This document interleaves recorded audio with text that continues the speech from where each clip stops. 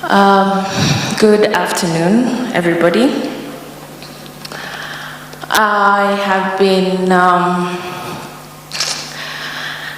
wondering what I was going to say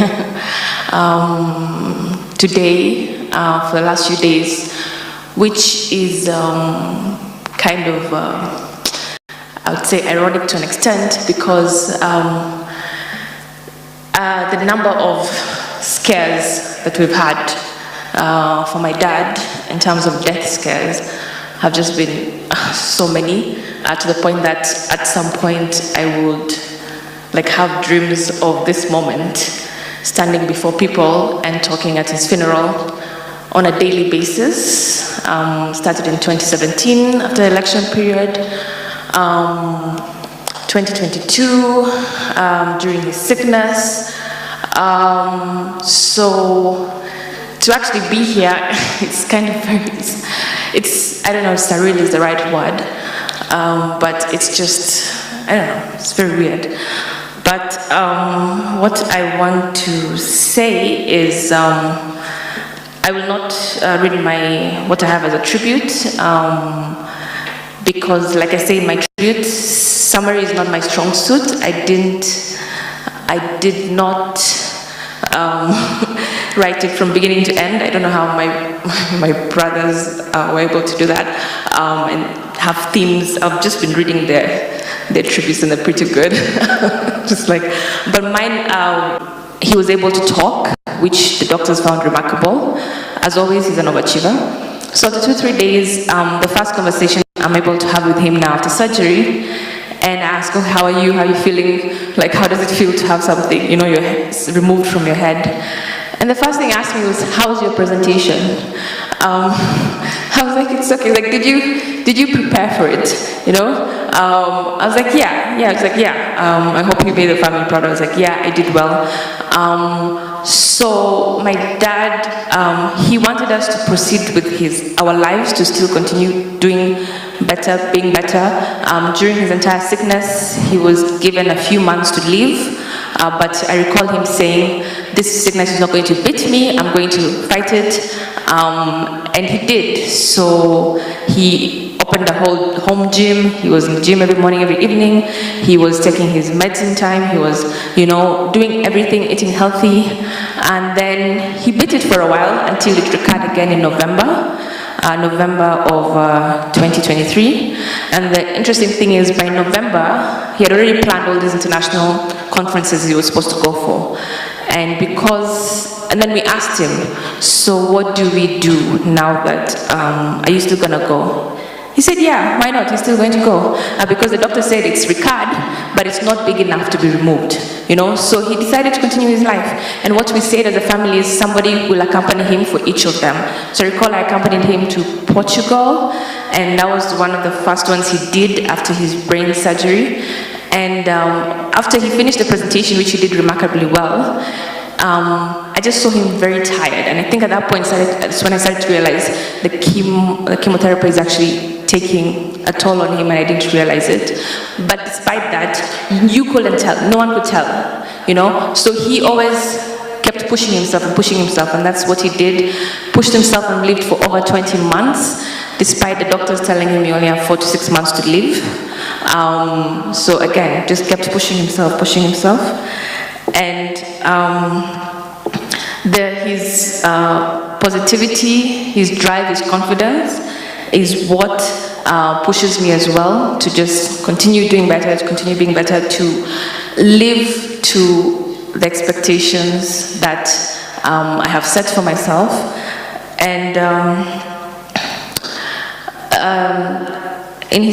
towards his last days, the way, like I said, we've had many death scares.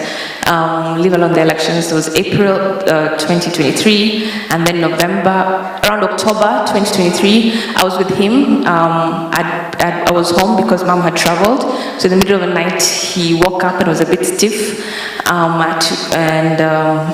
So we were told that was now another problem. Apparently, he was having a seizure. At that point, I didn't know, but somehow my brother and I Googled that when this happens, you're supposed to increase this anti-seizure medicine, and we did. And when we went to hospital the next day, the doctor said, you guys actually, like you did what I would have said you'll have done. So that was another scare. April 23 was another scare. We had to do his second surgery. Then there was December 2023.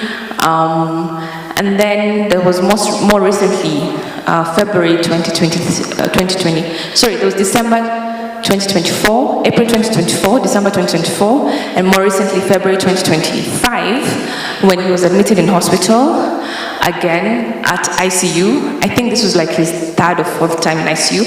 My brother and I was like so confident, like he's been in, he's been out. So I was actually selected, I was not in the country at the time. I'd gone for some a fellowship, UN fellowship that I was selected for, and I was debating between myself, should I go, should I not go? And I asked my mom. My mom said, do what your heart feels. He was in ICU at the time. And then I asked my brother, what do you think? And he said, you know what, Daddy would have wanted you to go. And besides, the number of times he's been in and out of ICU, I mean, he always scares us and then he comes back. So he's going to come back. So I left to Addis Ababa for a month, packed my stuff for 1 month, knowing that my dad would go into ICU, beat it, come back, and knowing that that's what he would have wanted me to do. And then one day after being there, I get the call from my mom in the evening. She didn't even need to say it. She just said, yeah, the hospital had called her, and they want her to come in, and they were not telling her what they want her to come in for until she pushed them. Until they mentioned it. So, the funny thing is, I didn't, as much as yes, he was sick, it didn't actually occur to me this day would actually come because of how confident he was in just pushing himself and on how confident he was in his will to live.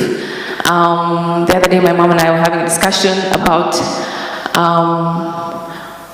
maybe, I don't know, talk of universe or whatever, maybe I needed to leave the country for him to go. I don't know, because I don't know. It just, yeah, because it's not making sense to me how I left. But at that point, I just knew he was going to be okay. But then he wasn't.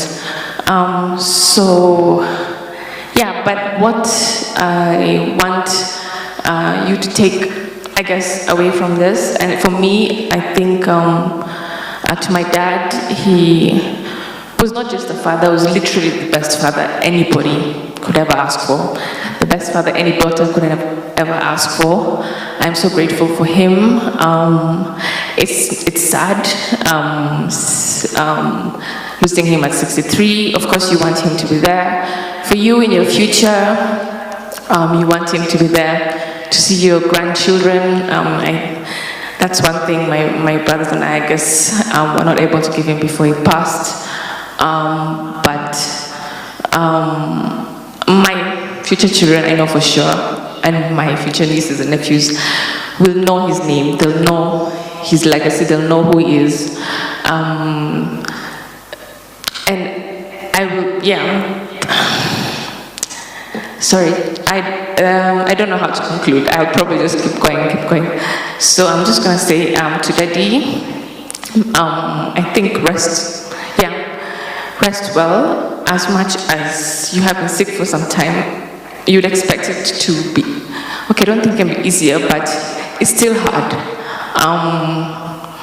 And I guess he needed to rest. Maybe I didn't take that into, consideration. I just wanted him to be here.